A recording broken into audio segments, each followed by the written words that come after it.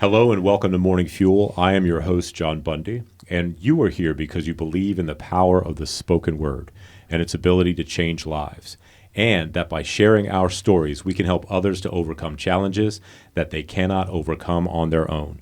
Whether it's a victory you need to win in business or in your own personal life, you understand that answers can be found in listening to others who are willing to share their stories, knowing that their story ultimately doesn't belong to them. All right, today's guest founded a licensed clinical agency that provides both clinical and community-based services to address the holistic needs of individuals physically, mentally, emotionally, and socially. When he was in high school, he wrote a letter stating he would one day own his own business, which at the time he thought would be an information technology company. Instead, he fell in love with mentoring, mental health, and the idea of helping youth reach their full potential. His favorite thing about what he does is pouring back into the next generation to help them achieve their desired quality of life. The practice of self-reflection, daily exercise, healthy eating, meditation, and a ton of gratitude are methods he uses to keep productive. Advice he offers others aspiring to succeed in business is to learn all aspects of the business yourself so that you can have a measuring stick for others you employ. Please extend a warm Morning Fuel podcast family welcome to CEO of Quality of Life Counseling Center, Deuene Hickman. Deuene, really great to have you here, man. I've been looking forward to this for a while. Yes, great to be here. Thank you so much for having me. It's my pleasure, man. So we sort of met over the phone through Courtney Bazell Riley of Proximo. They do their annual Create-a-thon, and we got hooked up in that way, and I've been looking forward to sharing your story since then. Awesome. So tell us a little bit about the origins of this, thought to maybe be an IT company, but then eventually, your passions changed. What happened there? Yeah, so I kind of fell in love with just IT growing up as a kid. So I figured that once I went to college, I majored in computer science and mathematics. And my thought process is I always wanted to own a company. There was just something about ownership, something about being able to provide for others in your own particular way that has just been exciting to me. So when I was in high school and wrote a letter down when we were just going over, what do we aspire to be? And my thoughts at the time was I would own and operate and open up a IT business. So that kind of became a goal of mine throughout high school. But when I went to college, that goal just quickly changed. What changed that goal for me was, so I went to school at Fayetteville State University, and I went on a full academic scholarship. So at the time, anyone there with an academic scholarship is required to do 80 hours of community service every semester. Gotcha. Okay. So for me, I was at a local middle school for my community service for 4 years, doing 80 hours each semester. And my 4 years there was mentoring and tutoring for those middle school kids who reminded me so much of the high schools and middle schools and so forth that I went to. And I just think after the 4 years, just kind of fell in love with it. So I knew I had to finish out this computer science degree. Still loved IT and what it represented. But just those courses of those 4 years just changed. Fantastic. Mm-hmm. So where did you say that you did most of those hours? Was it in one place that you did most of this? Yes, it was at a local middle school, Luther Nick Gerald, down in Fayetteville, North Carolina. So, yeah, that became home for me.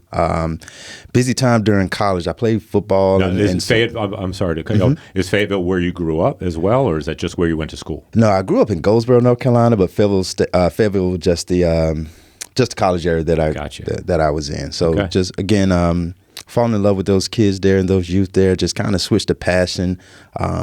So it was one of those crossroads where it was like, okay, do you follow the passion or do you follow at the time what I thought was just the best career move in IT? Sure. Yeah. A lot of times we go into it, we go, okay, we line up what I'm good at, what I'm interested in, and what can make me some money. Facts. And then we sometimes get sideswiped. Absolutely. And that's kind of what happened to me during those times. So college life was really busy, just again because of football and others, and just being an athlete. So to spend so much time at the middle school there just felt like, for me, it just felt like that's where all my other time was to going through college. So just again, fell in love with it. Then once I graduated college, I moved to Virginia because I was offered a job in IT.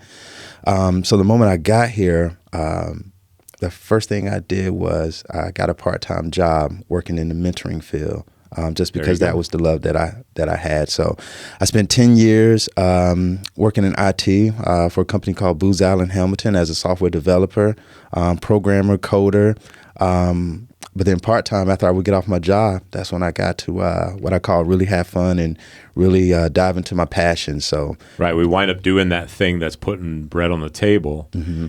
And at the same time, while we're doing that thing, we're thinking about that free thing we're doing, or that the other passion that we're. Yeah, man, that's amazing. That's kind of how it is with me with the podcast. Now, the podcast, interviewing local business owners, that's that passion, that's that hobby. It's like, some people hunt, some people fish, some people are into sports. Definitely. I am just using my voice to help promote small businesses and listen to the stories. So having that side thing. So you had that, okay? So you have your job, and then you have this passion on the side. Right. Was it always in the plan to one day make that passion your full-time thing, or did you just think, okay, well, this is just something fun I'm going to do on the side? Well, the desire at some point became, okay, what really pays the bills? And then what's the passion? And at some point in time, it was just having a lot of conversations with myself and saying, okay, I hear so many people talk about how work is not work when you really, really, truly love what you do, right? And I did love the IT field, and I just found like, I just felt like that wasn't necessarily my calling, something that I felt like I was just good at through, education and what I had been taught.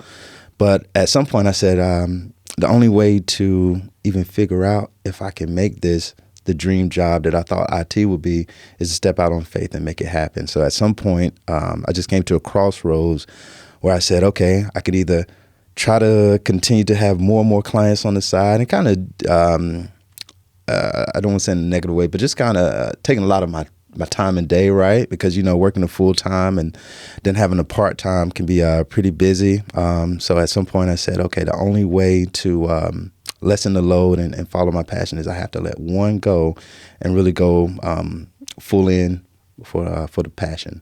Yeah. Wow. So you chose the passion. So some people would drop the passion and continue on with what's paying the bills, right? Mm-hmm. So you had a moment. Now, you mentioned stepping out on faith. Now, I'm a man of faith, too, so I know that faith is a big part of every decision that I make. Absolutely. Was that a prayerful moment? Was it a convo? I don't know. Are you married? Do you have kids? Yes, married and kids. At the time? Right. And was it a conversation you had to have, or what? Definitely a conversation, and funny that you mentioned married and kids. So it became a time in 2013, I was actually getting ready to have my first son. So I said, okay, so how do I work a full-time 9 to 5?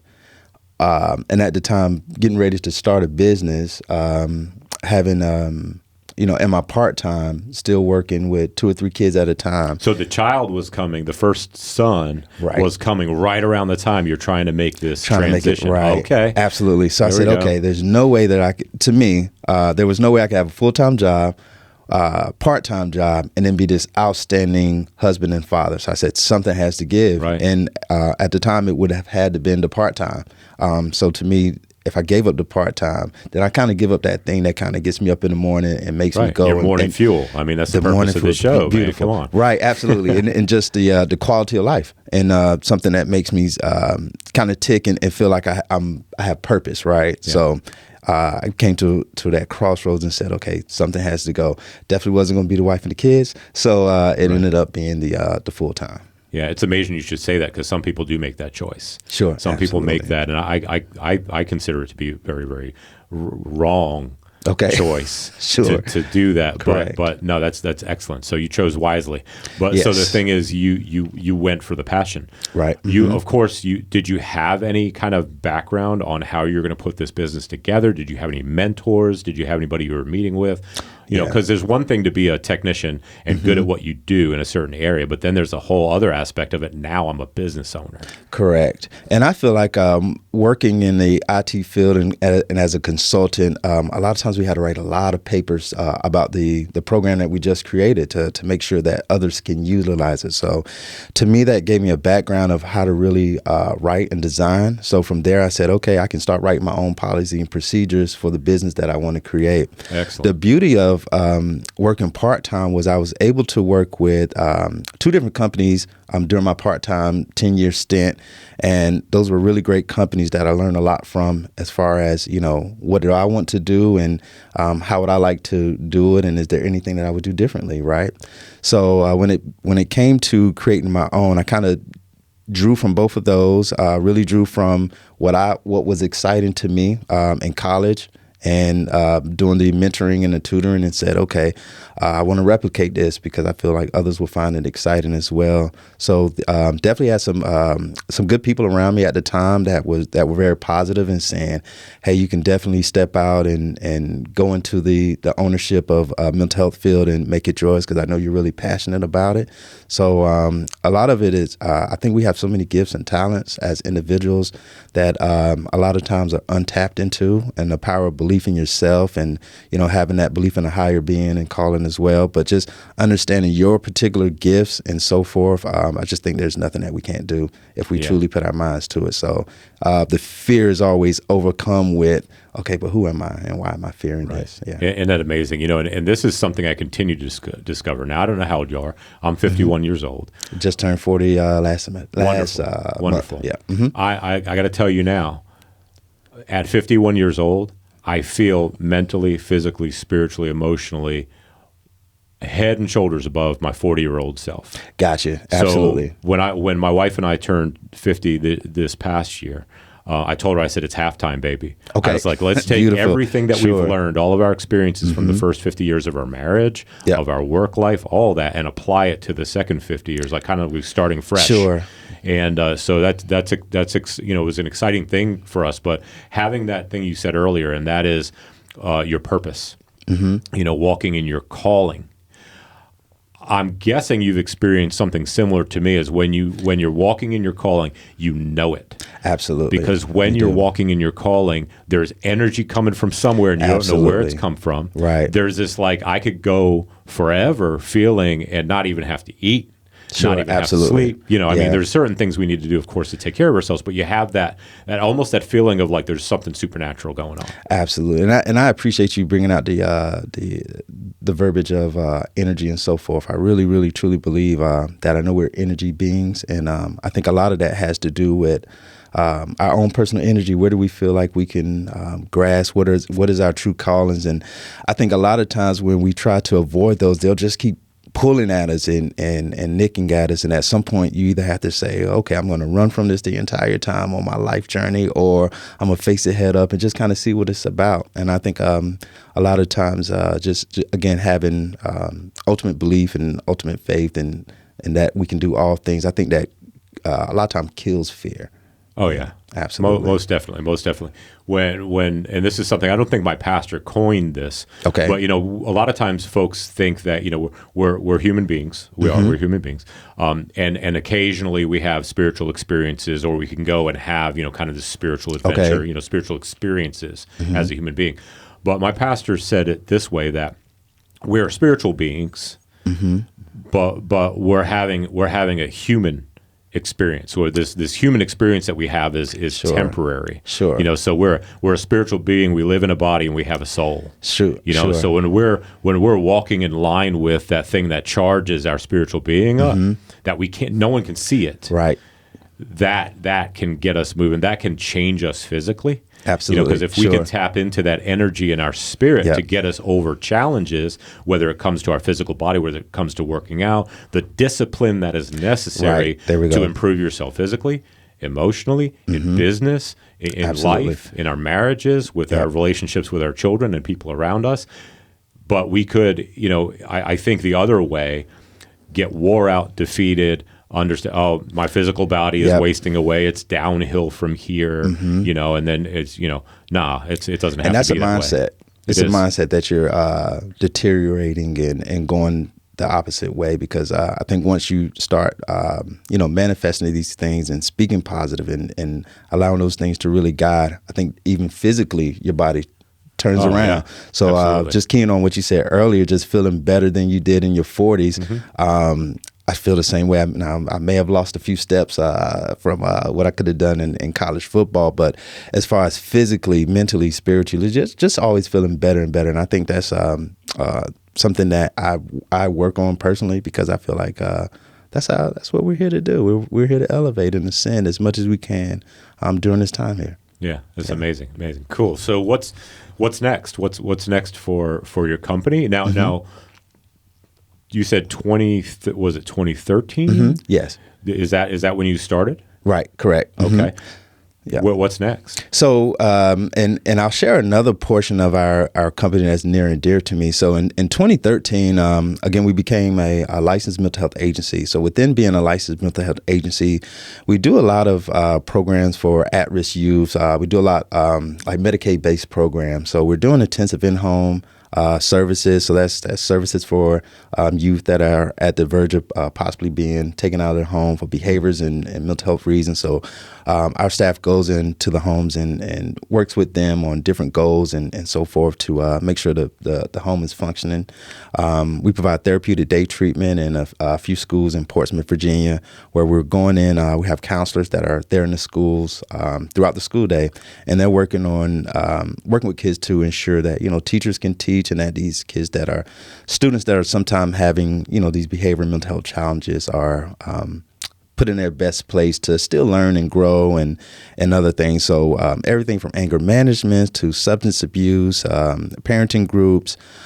We do a lot with outpatient therapy. I know that's really big now, where a lot of people are really saying, I need to tap into my mental health and become stronger. So outpatient therapy is a big program for us that we're constantly growing.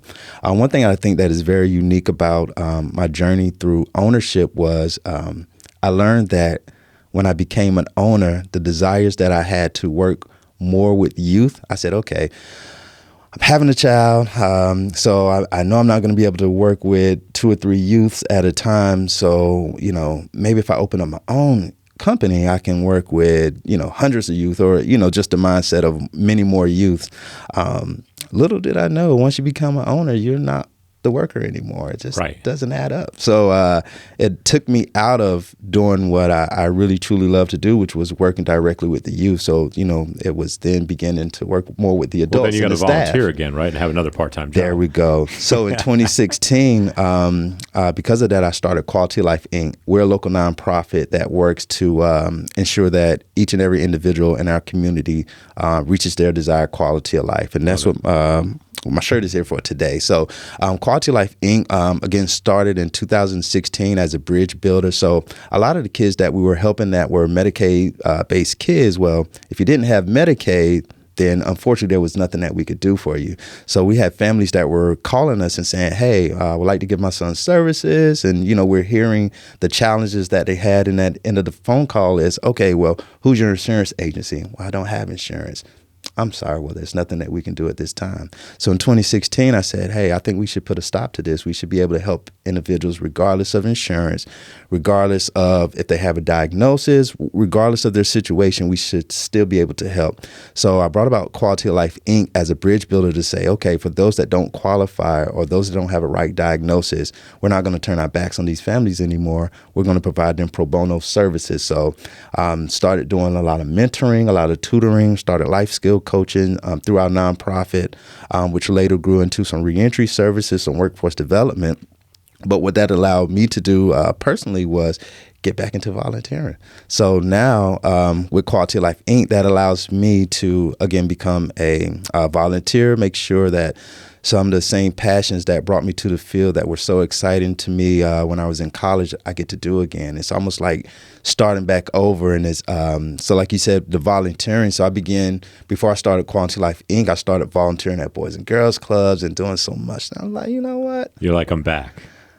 I'm back, but I think I could do this for my own nonprofit Right. and create my own just vision and what we can do. So it's been perfect because so now our nonprofit, we're in about 6 high schools in Newport News and really strongly helping some of those schools combat gun violence, as we know, which is a big issue in this area.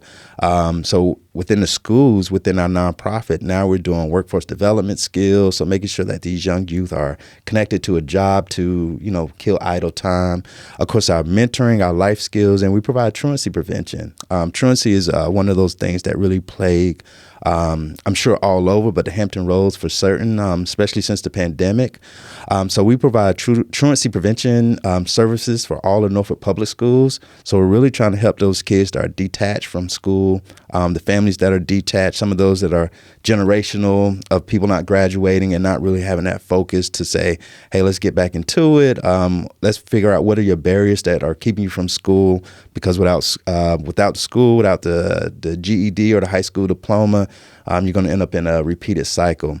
So again, the nonprofit has been glorious for us, for me a little selfishly because it allowed me to get back into the field, but for our volunteers, for our interns, for just staff that are even on the for-profit that say, hey, man, I love the for-profit. I love being a counselor. I love being an outpatient therapist, but I still want to volunteer my time. I still want to feel like I'm giving back and not getting a paycheck. Can I do some additional work on the nonprofit side just to give back? And it's just been beautiful since then. Very cool. So how big is your team? So within our staff with Quality Life Counseling Center, we have about 40 or so staff.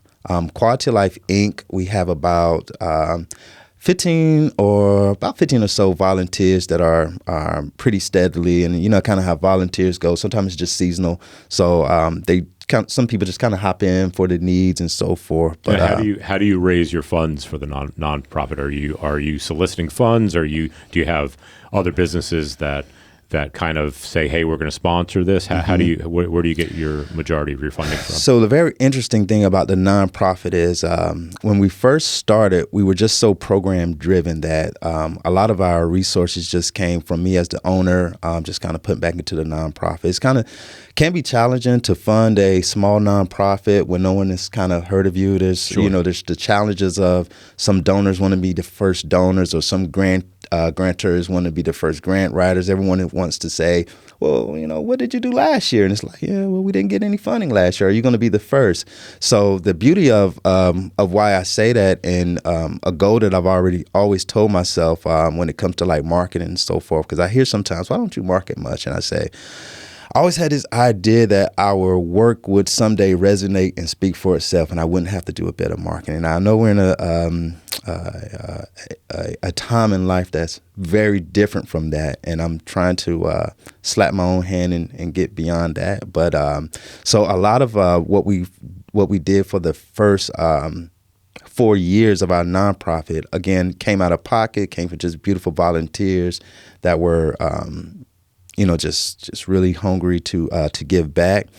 Since then, we really got more involved into the grant writing. So I said to myself, okay, in order to make this grow, and in order for us to help many more, we're going to have to get some more funding in. We're going to have to make sure that we're showing as much appreciation to our volunteers and to other avenues. And we had this scholarship that we do through our nonprofit. And I said, okay, well, I'm taking the money from my own pocket to give the scholarships. I think we can do this a little differently.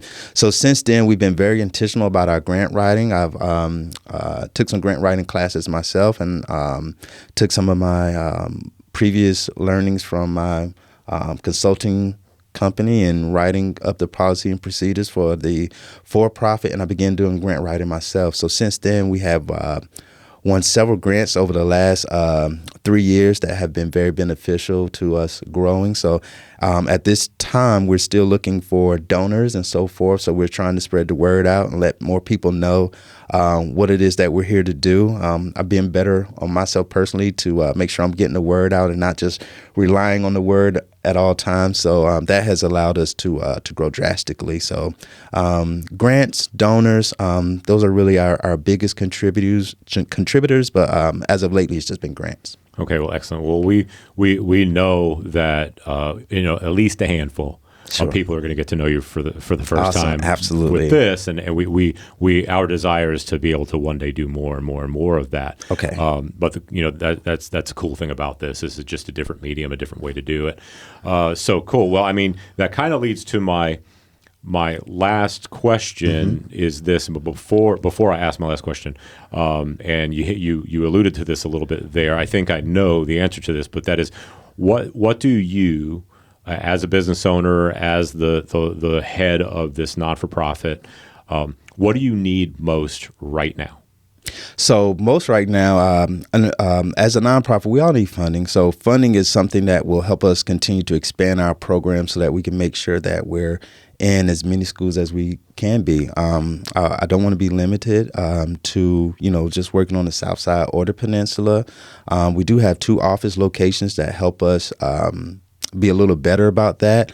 But volunteers. So we're always looking for volunteers that have a passion, that really want to give back, that are really interested in the mental health volunteer side of things. So that's always something that would be beneficial. So people that are just kind of interested in being boots on the ground, have a lot of passion for working with at-risk youth and their families, and just need an outlet to do so, I would just encourage them to come to Quality of Life, because there's so many various ways that they can really get involved, really make an impactful difference, and really be able to say, they're living out some of their dreams and so forth as well.